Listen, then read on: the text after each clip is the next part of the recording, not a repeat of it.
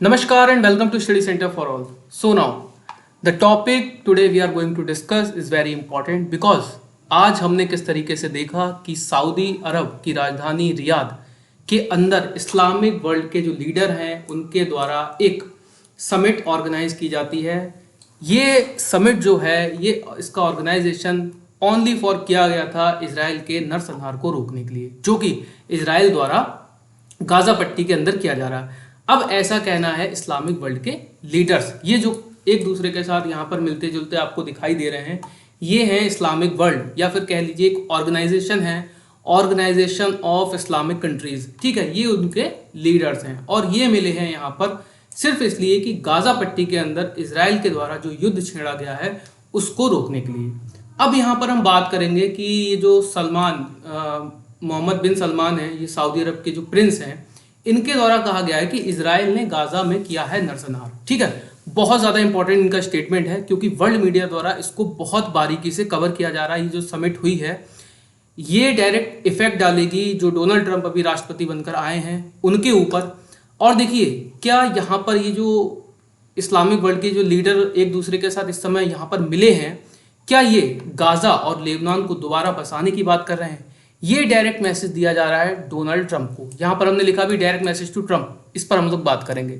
देखिए होता क्या है, 7 अक्टूबर 2023 का जो दिन था उसको हमास जो आतंकवादी संगठन है उसके द्वारा गाजा पट्टी के अंदर से इजराइल के ऊपर एक बहुत ही ज़्यादा ब्रूटल अटैक किया जाता है, जिसके अंदर लगभग इजराइल के 1200 से 1300 लोग मारे जाते हैं। किस तरीके से हमने वीडियोस देखे थे, वायरल हुए थे बहुत ज़्यादा सोशल मीडिया पर, उसमें बहुत ही बुरी तरीके से महिलाओं को रेप किया जाता है और उनको मतलब ले जाया जाता है गाजा पट्टी के अंदर किडनैप करके, और जो आदमी मतलब पुरुष लोग होते हैं उनको मार दिया जाता है, बच्चों को भी उनमें नहीं छोड़ा जाता है। देखिए उसके बाद से हुआ क्या था, इजराइल के द्वारा एक ऑपरेशन चलाया जाता है आयरन स्वॉर्ड के नाम से, जो कि गाजा पट्टी के अंदर अगेंस्ट जो हमास आतंकवादी संगठन है उसके खिलाफ इजराइल के द्वारा चलाया जाता है। और अगर हम उस युद्ध का, उस ऑपरेशन का परिणाम देखें तो आज भी गाजा पट्टी के अंदर इजराइल बहुत बड़े लेवल पर युद्ध लड़ रहा है हमास से। ठीक है, उसके बाद हम किस तरीके से देखते हैं जो लेबनान की सीमा है वहां से, ये तो मैं आपको तस्वीर दूसरी दिखा रहा हूँ, लेबनान की जो सीमा है वहां से हिजबुल्लाह के द्वारा इजराइल के अगेंस्ट एक नया वॉर छेड़ा जाता है और इजराइल का वहां पर दूसरा फ्रंट स्टार्ट हो जाता है। फिर हम देखते हैं उसके बाद ईरान के द्वारा इजराइल पर डायरेक्ट अटैक किए जाते हैं, उस पर भी हम लोग चर्चा करेंगे। देखिए अभी रिसेंटली जो बात की जा रही है गाजा पट्टी मतलब गाजा के अंदर इजराइल के नरसंहार की, देखिए यहाँ पर है क्या ना, यहाँ पर कई पक्ष निकल कर आते हैं। कई पक्षों की अगर हम बात करें तो सऊदी अरेबिया का डायरेक्टली यहाँ पर कहना है, जो मोहम्मद बिन सलमान इनके प्रिंस हैं सऊदी अरेबिया के, वो डायरेक्टली कह रहे हैं कि इजराइल गाजा पट्टी के अंदर नरसंहार कर रहा है, बिकॉज वहाँ पर इजराइल ने खाने की या फिर कह लीजिए लाइट खाना और मतलब कह लीजिए कि ओपन प्रिजन इसको कहा जाता है गाजा को, ओपन प्रिजन, क्योंकि वहाँ पर इजराइल के द्वारा रियल में एक बहुत बड़ा युद्ध छेड़ा गया है। अब देखिए उसके बाद इस मीटिंग में जो रेसेप तैयब एर्दोगन हैं तुर्की के राष्ट्रपति, उनके द्वारा भी डायरेक्टली इजराइल को क्रिटिसाइज किया जाता है, और जो सीरिया के राष्ट्रपति हैं वो भी डायरेक्टली इजराइल को क्रिटिसाइज करते नजर आते हैं। ठीक है, अब देखिए यहाँ पर क्या ये देखा जा सकता है कि ये जो मुद्दा है वो एक तरफा हो रहा है अरब वर्ल्ड के द्वारा, क्योंकि जितने भी अरब वर्ल्ड के लीडर यहाँ पर मिले हैं, गैदरिंग हुई है, उनके द्वारा उनमें से किसी के द्वारा ये नहीं कहा गया है कि 7 अक्टूबर का जो हमला हमास के द्वारा इजराइल पर किया गया था वो भी अपने आप में एक दर्दनाक या कह लीजिए दुखदायक घटना थी, क्योंकि उसमें भी लगभग इजराइल के 1200 लोग मारे गए थे। बट खैर यहाँ से अलग हटते हैं, इस बात से हम लोग आगे बढ़ते हैं। देखिए अब चूंकि ये डायरेक्टली मैसेज दिया गया है ट्रंप के लिए, बिकॉज अभी हमने किस तरीके से देखा कि ट्रंप जो कि एक ऐसे मतलब नेता माने जाते हैं जो कि कट्टरवादी नेता माने जाते हैं थोड़े बहुत, और उन्होंने डायरेक्टली जो बांग्लादेश में हिंदुओं के अगेंस्ट वायलेशन हुए थे, हमने किस तरीके से देखा बांग्लादेश के अंदर जो शेख हसीना है उनको पलायन करके आना पड़ता है इंडिया, है ना। एक छोटा सा जो प्रोटेस्ट होता है, स्टूडेंट प्रोटेस्ट होता है, वो किस तरीके से एक बड़ा आंदोलन का रूप ले लेता है और शेख हसीना की सरकार बांग्लादेश में हम गिरते हुए देखते हैं, जिसको पूरी तरीके से बैक किया गया था जो बाइडन थे, पूर्व राष्ट्रपति, अब मैं उनको कहूँगा अमेरिका के, उनके द्वारा इसको बैक किया गया था। बट रिसेंटली जो कमला हैरिस हैं, जो कि मूल रूप से तमिलनाडु के रहने वाली हैं और हिंदू हैं, उन्होंने जो बांग्लादेश में अगेंस्ट हिंदू जो वायलेशन हुए वो उस पर चुप्पी साधी रही बिल्कुल, और कहीं ना कहीं कमला हैरिस अपनी पहचान को छुपाती हुई नजर आई हैं। देखिए, अरब वर्ल्ड के द्वारा ये मैं मानूंगा ये जो समिट इस समय की गई है, ये डायरेक्टली एक मैसेज देने का प्रयास किया गया है ट्रंप को डायरेक्टली। देखिए, अमेरिका के बहुत हद तक हित छुपे हुए हैं अरब वर्ल्ड के अंदर, ठीक है। मिडिल ईस्ट की अगर हम बात करें, यहाँ पर अमेरिका के बहुत हद तक हित छुपे हुए हैं। देखिए, सऊदी अरेबिया डायरेक्ट सपोर्ट, मतलब अगर हम डायरेक्टली बात करें तो सऊदी अरेबिया बिना अमेरिका के कोई भी डिसीजन नहीं लेता अपने रक्षा क्षेत्र से जुड़े हुए। उसके बाद कतर, उसके बाद यूएई, यूनाइटेड स्टेट अमीराइट्स है, वो भी अमेरिका के बिना बिना परमिशन के कोई डिसीजन नहीं लेता। बट यहाँ पर कॉन्ट्रडिक्शन ये निकल कर आता है कि अमेरिका के तो ये लोग हैं अलाइज, ठीक है। मान लीजिए अगर सऊदी अरेबिया और यूएई और कतर ये अमेरिका के अलाइज हैं, बट अमेरिका ओपनली सपोर्ट करता है किसे? इजराइल को।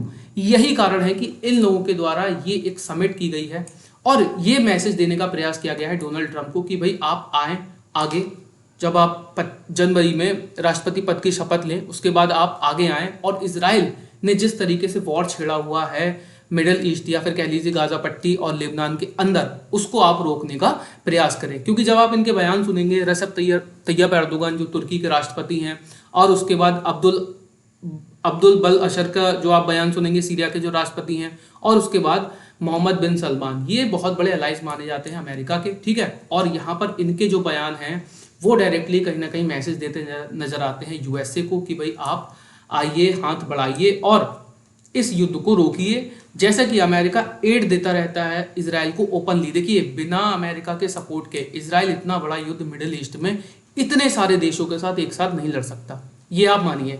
देखिए, अमेरिका की टेक्नोलॉजी डायरेक्ट यूज करता है इजराइल। अभी हमने रिसेंटली देखा था किस तरीके से अमेरिका का जो B-52 बॉम्बर है वो अमेरिका ने कतर के अंदर स्थापित किया था। रिसेंटली हमने ये देखा था जब ईरान ने इजराइल के ऊपर 1 अक्टूबर को लगभग 180 प्लस बैलिस्टिक मिसाइल से हमला किया था। उसके बाद ये बताया जा रहा था कि इजराइल ईरान पर एक बहुत बड़ा हमला कर सकता है, और हमने देखा भी किस तरीके से इजराइल ने एक एयर स्ट्राइक कंडक्ट की ईरान के अंदर। बट हाँ, इजराइल ने एक बहुत बड़ा अटैक नहीं किया, जो कि उसका एक अच्छा डिसीजन था। बट देखिए, अब सबसे बड़ा खतरा ये है कि ईरान इजराइल पर कभी भी हमला कर सकता है, लेकिन मुझे ये नहीं लगता कि ईरान अब इजराइल पर हमला करने की गलती करेगा। बिकॉज अब सरकार में अमेरिका के अंदर डोनाल्ड ट्रंप सत्ता में आ चुके हैं, और डोनाल्ड ट्रंप आपको पता है कि ईरान को कितना बड़ा एनिमी मानते हैं अपना, ठीक है। वहां पर नस्ल की लड़ाई है, ठीक है। और डोनाल्ड ट्रंप चूंकि ईरान को बहुत बड़ा दुश्मन मानते हैं, तो ईरान ऐसी गलती नहीं करेगा, क्योंकि ईरान ऑलरेडी अमेरिका के बहुत सारे सैंक्शन झेल रहा है, ठीक है। सैंक्शन के कारण उसकी अपनी इकोनॉमी पूरी तरीके से ठप हो चुकी है। तो मुझे नहीं लगता कि ईरान ऐसी गलती करेगा कि वो इजराइल पर अब एक और हमला करे। बट हाँ, अगर हम बात करें रिसेंटली जो समिट हुई है किसके अंदर, ये होती है रियाद, सऊदी अरेबिया की जो कैपिटल है रियाद के अंदर ये समिट होती है। और इसका जो मुख्य, अगर आप कह लीजिए कि संचालनकर्ता बात करें हम, तो वो थे जो इनके सऊदी के प्रिंस हैं मोहम्मद बिन सलमान, ये थे इसके संचालनकर्ता। और यहाँ पर मेन हाईलाइट में रहते हैं यही, इनके द्वारा डायरेक्टली ये देखिए आर्टिकल पब्लिश हुआ है मिंट का, इसमें कहा गया है Saudi Arabia crown prince urge Israel to refrain from attacking Iran, ठीक है, calls for ceasefire in Gaza and Lebanon. मतलब कि इन्हें डर है डायरेक्टली कि ईरान पर इजराइल फिर से हमला कर सकता है। बट अब ये कह लीजिए कि डायरेक्टली कह रहे हैं कि भाई अब इजराइल को स्टॉप कर देना चाहिए अपना वॉर गाजा और ईरान के अंदर, सॉरी गाजा और लेबनान के अंदर, और उसे खुद को रोकना चाहिए ईरान के ऊपर हमला करने से।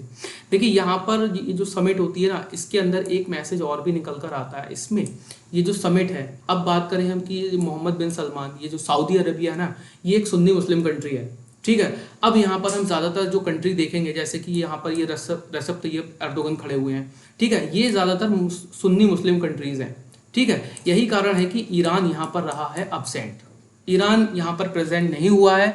उनके जो राष्ट्रपति हैं वो इसमें प्रेजेंट नहीं हुए हैं। बता दिया गया कि उन्हें कुछ काम ऐसे थे कि वो इस समिट में नहीं आ पाए। बट हम सब लोग जानते हैं कि क्या कारण है कि ईरान ने इस समिट को ज्वाइन नहीं किया है। वो डायरेक्टली कॉन्ट्रडिक्शन दिखता है शिया सुन्नी विवाद, ठीक है। क्योंकि मिडिल ईस्ट के अंदर जब हम सीरिया के अंदर जाते हैं, तो सीरिया के अंदर सुन्नी और शिया जो पॉपुलेशन है वो बहुत हद तक है। और जब हम सीरिया की बात करते हैं तो सऊदी अरेबिया और ईरान एक दूसरे से टकराते हुए नजर आते हैं। देखिए, इसको तो अभी हटा देते हैं मुद्दे को, ईरान का मुद्दा, बट हाँ, यहाँ पर डायरेक्टली अगर हम बात करें तो यूएसए को डायरेक्टली एक मैसेज देने का प्रयास किया जा रहा है और इसराइल को भी कहीं ना कहीं इनडायरेक्टली थ्रेट देने का प्रयास किया जा रहा है कि भाई अब आप इस वॉर को रोकिए।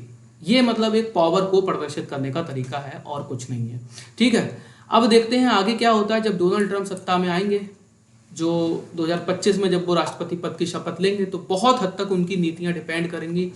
बहुत हद तक मतलब जो मिडिल ईस्ट का युद्ध है वो रुकेगा, ये सब डिपेंड करता है कि डोनाल्ड ट्रंप किस तरीके की नीतियां मिडिल ईस्ट के अंदर अपनाते हैं। बट देखिए, रिसेंटली बी ऑनेस्ट कि अगर मैं कहूं तो डोनाल्ड ट्रंप के राष्ट्रपति बनने के बाद एक बार को रशिया यूक्रेन वॉर तो रुक सकता है, लेकिन मुझे नहीं लगता कि मिडिल ईस्ट के अंदर ये वॉर सुलझता हुआ नजर आएगा। बिकॉज अभी मेरी आप लास्ट वीडियो देखिएगा जिसमें जो CIA के एक्स चीफ हैं उनके द्वारा कहा गया कि डोनाल्ड ट्रंप अब जब राष्ट्रपति बन जाएंगे वो डायरेक्टली देंगे जो बेंजामिन नेतन्याहू प्रधानमंत्री हैं जो कि इजराइल के, उनको देंगे एक ब्लैंक चेक अगेंस्ट ईरान। आप समझ रहे हैं इस चीज़ का मतलब। देखिए, जो इजराइल के ये प्रधानमंत्री है ना बेंजामिन नेतन्याहू, ये भी एक कट्टरवादी नेता माने जाते हैं। किसके अगेंस्ट? अगर आतंकवादियों के अगेंस्ट कार्रवाई करने की जब बात आती है तो जिस तरीके से सोचते हैं डोनाल्ड ट्रंप उसी तरीके से सोचते हैं बेंजामिन नेतन्याहू। यही कारण है कि मिडिल ईस्ट की अब स्थिति मुझे तो नहीं लगता सुधरती हुई नजर आएगी। बाकी देखते हैं कि डोनाल्ड ट्रंप ने अपने कैंपेनिंग के दौरान बहुत बार ऐसे बयान दिए कि भाई अब जब मैं पावर में आऊंगा तो मैं युद्ध को रोकूंगा। तो देखते हैं अब वो किस प्रकार की नीतियां आगे अपनाते हैं। तो आज की वीडियो में इतना ही था, मिलते हैं नेक्स्ट वीडियो में। अभी के लिए धन्यवाद।